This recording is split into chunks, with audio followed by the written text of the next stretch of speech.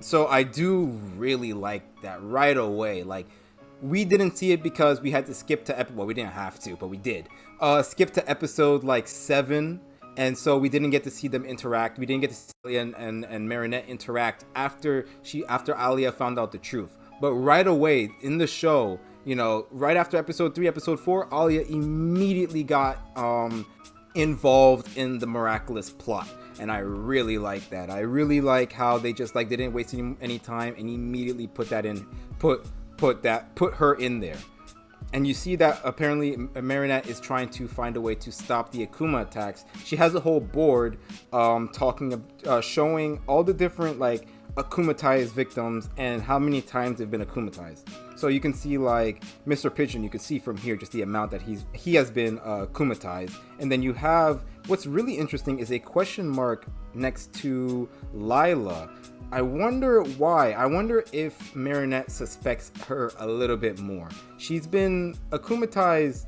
Well, she's been akumatized twice, but it only shows once here. Let me see if they have a close-up on her. Oh, okay, I see how it works. So she has the stars. It's just because Mr. Pigeon has been akumatized so much, he has like different postcards because he can't, one sticky note can't contain how many times he's been akumatized. You can see here like how many times each person has been akumatized. So you have Nathaniel, 1, 2, 3, 4, 5. You have Max, 1, 2, 3, 4. Alia, 1, 2, 3, 4. I wonder if this is like how many times we've seen them being akumatized, or have they been akumatized?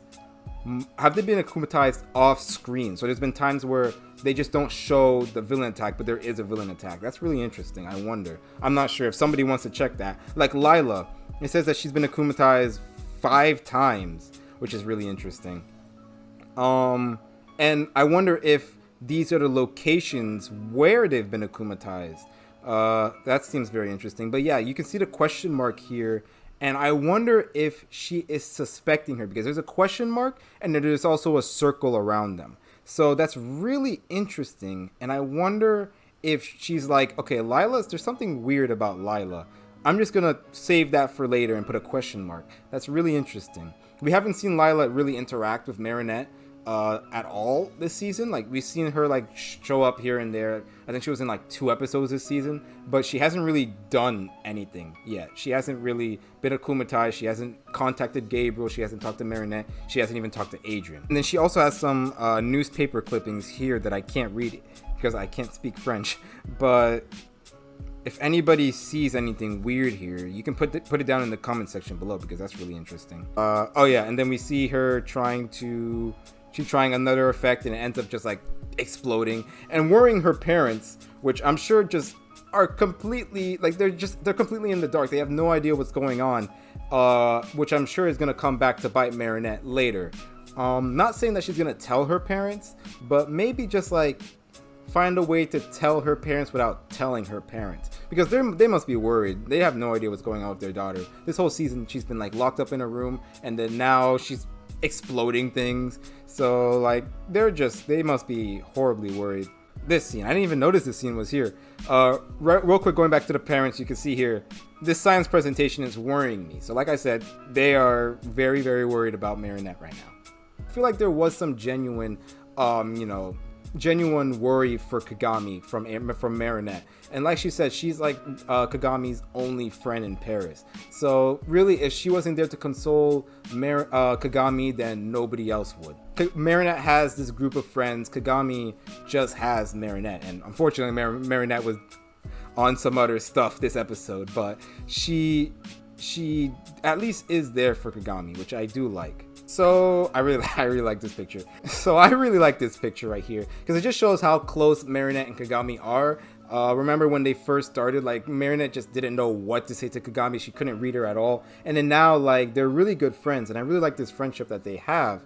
Even at the end where Kagami's like, I don't think it's like I'm not the one that likes Marinette. I mean, I'm not the one that likes Adrian. You are. And all those things that you talked about, the stuttering, the heartbeats, everything, that was all on you, and maybe you should go after him. So I do really like that, and I really hope that their relationship continues to go on. I really like how, even though it was really weird, these two got to spend time together. because I really like Kagami. Kagami is one of my favorite characters, if I'm being honest. So I really hope that we get more of this. And I just think that this is very, very goofy. Just like the way that Marinette is more like outgoing while Kagami is more stoic. I really like that relationship a lot. But I mean, even Mrs. I don't know how to say that name, I'm sorry, but Tsuruyugi, she like Kagami's mom didn't outright go like get away from that girl. Like, she's fine with Marinette being with Kagami. So I think it's more than just because of the stacks. I think that she honestly sees no problem with Kagami hanging out with Marinette, because Marinette is a good kid, so she doesn't have really anything to fear. And she, like she said, she is an original girl, which, you know, obviously could mean like she's a bit much. She's a bit like out there, but that also, she's also very creative. So you can also put the original under creative as well. So it's very clear that Kagami's mom isn't as against her being with Marinette as before, when she was like, you can't have any friends. What are you, crazy? So I really like that. Yeah, she wants to get Kagami to get back with Adrian. She's obviously against that. She doesn't want to be with him anymore. I do think that maybe they need to talk one more time, just so at least they can be friends, because as they are right now, I seriously think that they are still on negative terms. So I think we're gonna get one more episodes with them, focused on them and like properly ending the relationship. I feel like we need one more episode with Luca and Marinette as well. Just one more episode, because like right now it really feels like Luca and Marinette are like in a hanging position. So I think we need one more to at least close that and like let them go in peace, you know. So there's a lot to talk about with Rena Rouge, and just like her powers and her weapons. For starters, like this hologram thing for her flute, I thought that was really cool, and it makes sense. You know, there's no way to actually see a person on a flute, so a hologram coming out of the hole, like that's a really cool communicator that she has. And I really like how we're seeing like more of that. I think this is like the first time that we've seen that. Another thing is the illusions, like just how involved she was in controlling these things. Like, she had to think about what Chat Noir would say, and then say it. Like, she had to be Chat Noir. I don't think she did a bad job. If I were you, I'd turn people into kittens. Everyone loves kittens. Like, that's something that like I mean, it feels a little off, I won't lie, but like as someone who is trying to copy somebody else, this is a good line right here. You know, she wouldn't be exactly like Chat Noir, but she'd have a good idea of what he would say. You know, if I were you, I'd turn people into kittens. Everyone loves kittens. And then Ladybug comes in and also says, or as a ladybug, at least they bring happiness. And then I couldn't say it better. Good work, Rena. So yeah, that's really cool that this is like an addition to her powers, because they could have easily had those just illusions just talk, but they actually gave Rena that ability that she would have to copy their speech and what they would say. So I thought that was really cool, like giving Rena more to do than just create illusions and then that's it. So on top of that, we also got the Ladybug and Chat Noir reveal right here, you know, the unmasking. I really like how Rena Rouge like added the my lady and the my kitty thing. Like she knows what's going on, and I like how she added those things. It shows that she knows about Lady Noir. She understands their dynamic pretty well. Also, side note, I really like how dark her skin is. I know in the last episode, in episode 3, her skin suddenly like turned a little bit white when she became Rena Rouge. So, and a lot of people had like, you know, issues with that. So it's cool that they changed that. Just a little thing that I'm glad that they got right. But back into this thing, we see these two, they take off their Miraculouses, and we get the reveal. Ladybug and, oh, wait, I messed it up. Wait, time out. We get the reveal right here. Ladybug and Chat Noir. If nothing else, I can at least learn the Flash's secret identity. I have no idea who this is. So this is what she chose. Obviously, she knows who Ladybug is, and obviously she knows that doesn't look anything like her. I wonder if this is what she used to think that Ladybug looked like, and I wonder if this is what she thinks, what Rena Rouge, what Alia thinks Chat Noir looks like now, like how she imagines them in her head. You know, I don't really it doesn't really. I mean, she's smart because she's like, there's no way the Miraculous will let them keep the same color of their hair. I mean, this girl's hair is the same as Ladybug, but this one is not even blonde. I just love how ordinary they look. But yeah, this one doesn't really look like Marinette at all. It doesn't look like Ladybug at all. Her skin looks a lot darker. But that's interesting. I guess like Ollie, I just need to think of two people real quick. The more I look at it, the more like I like the girls' design. The boys, I feel like I've seen it like a million times. Like I feel like we've seen that guy like around Paris before. But the girl like looks really interesting. I really like her design and how she looks. If they wanted to make her like a main character, you know, be like, oh yeah, I got my inspiration from so and so, then you know that'd be pretty cool. I wouldn't be against that. And also I noticed this when I saw it again.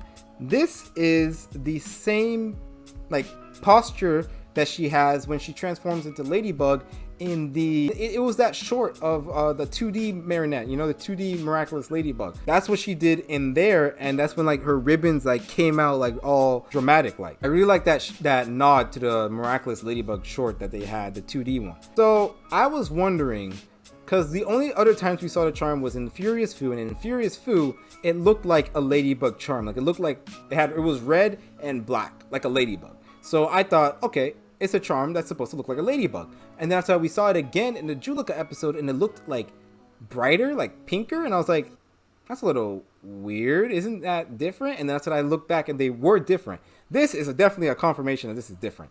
All right, everybody gets different charms.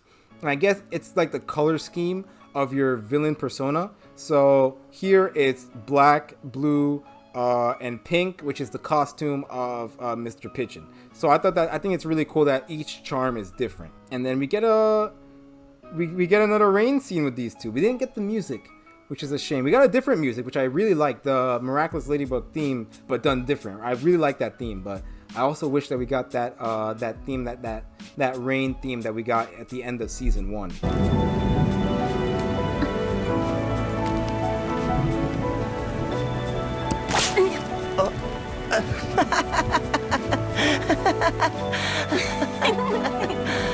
But this is a callback to the origin to the last episode of season 1. Like, remember that? That was a long time ago. Oh gosh, remember when that came out and like everybody was going crazy for the music? That music was so good. But yeah, we get a cool rain scene, and they even talk about. I didn't even notice that was the umbrella that they showed in the origin episode. So it's really cool that they called back to that. But yeah, this was a really good episode, very hyped episode. And if we saw this right after the last episode 3, like that would have been 2 hype episodes in a row. Not saying anything was wrong with Juleka's episode, because like I said in that episode, I really liked that. I felt that was very chill. But as far as like the hype moment, if we got episode 3 and then episode 4 in order, like it would have been a whole different thing. It would have been really crazy, like just one after the other. But yeah, this was a really good episode. I really enjoyed it a lot. Very good highlighting Alia and her skills and what she can contribute to stopping Shadow Moth, and I think she can contribute more, which hopefully I can talk about in the future. So yeah, I hope you guys enjoyed my breakdown. I felt a little bit off today, but hopefully what I was saying made sense and it was entertaining, and I'll see you guys next time. Until then, bye.